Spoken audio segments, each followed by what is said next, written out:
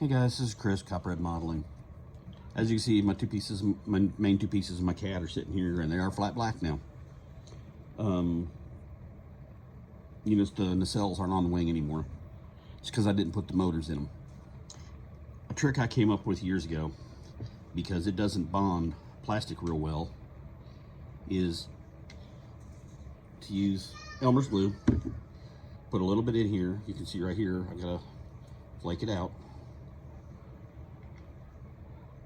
And it's still stuck to right here where I used it to hold the nacelles on while I painted the nacelles so they'd be the right color. But now I've got my painted engines over here in this one, and now I can mount my props and my painted engines and put them together and go ahead and mount them in the cells like they're supposed to.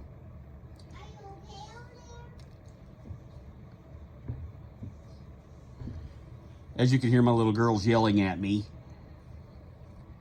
but once I get the props flat black and the tips on them painted and mount them in the engines, then the nacelles can go back on, because that way they'll be on correctly, because the engines and the nacelles mate in a certain way, and then the engines mate here. But one thing I found out is some of the squadrons painted their lights with an indigo ink so that if they turned their lights on at night, they weren't as visible. Some of them didn't. So, as Max likes to quote Permashack's law, I went ahead and painted mine the blue. And then what I'll do is I'll take silver and go behind it so that I get a better reflective surface behind it. I don't know if you can see them real well, but right there's a red, and right there's a green. And then this one on the back of the plane is red. So I got my marker lights on there, per the descriptions from the Catalinas. Max has been doing VFP 1224, and I'm doing VFP 104, which was on the opposite side of the ocean from VFP 24, because they were out of the Australia theater.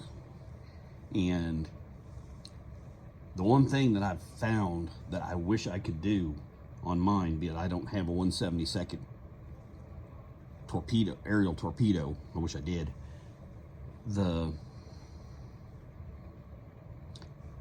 BlackCat normal armament for them was the 2 bombs on one side and a torpedo on the other,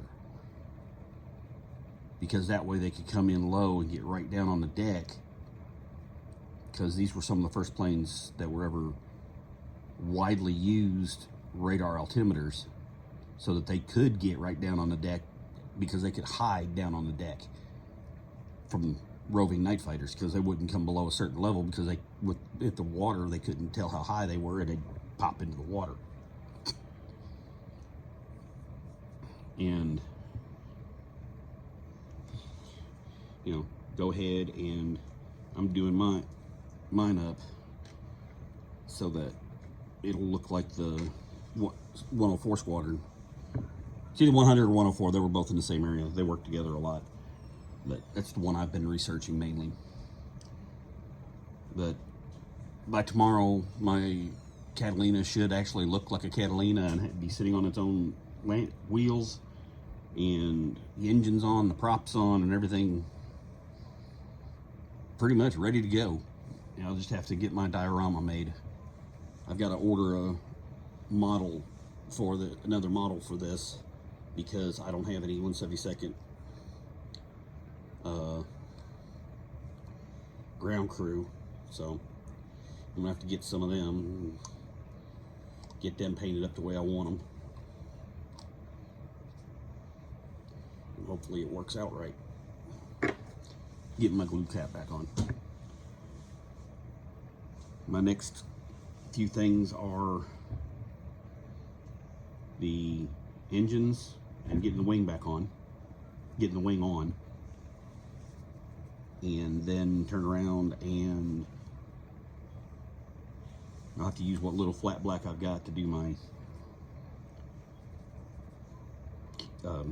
bubbles, because I didn't set them up where I could spray them. I forgot to, but I don't really want to spray those anyway because it'll wrap around them and paint the inside of them, which makes it a pain in the butt to fix. But overall, this has been fun, and I haven't really had much problem with seams. I mean, look right here, you can't hardly see a seam. It looks like a body line, because it was the seams on this one were right down body lines, which was nice.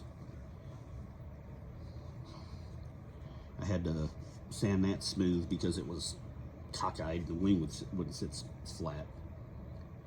And what I did for this, in this, to make sure I had my mating areas clean of paint, I cut a piece of tape to fit in there and put a piece of tape over the top of that and trimmed it so that it all was correct and clean.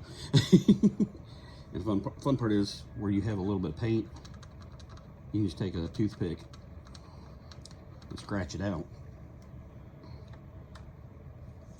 But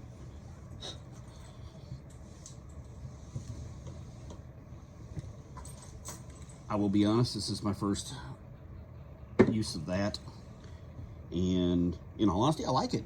It came out better than I thought it would. It realistically worked wonders, because I'd never used it, and I figured, well, I've got it, I might as well use it.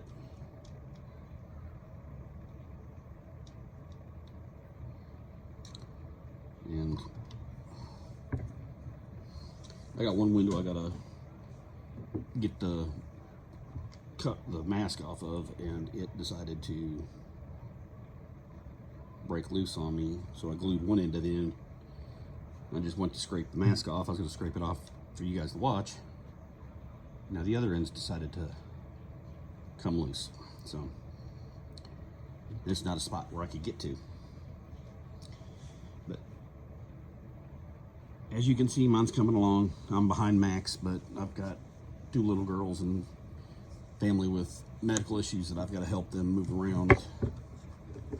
So I have other things that step up in the way.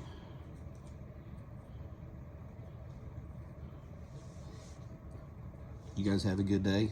God bless, keep you safe. And may the Styrene River ever flow in your favor. And remember, always build your models the way you want them, because they won't look good to you any other way. They won't be right to you unless it built it like you want it. God bless, keep you safe.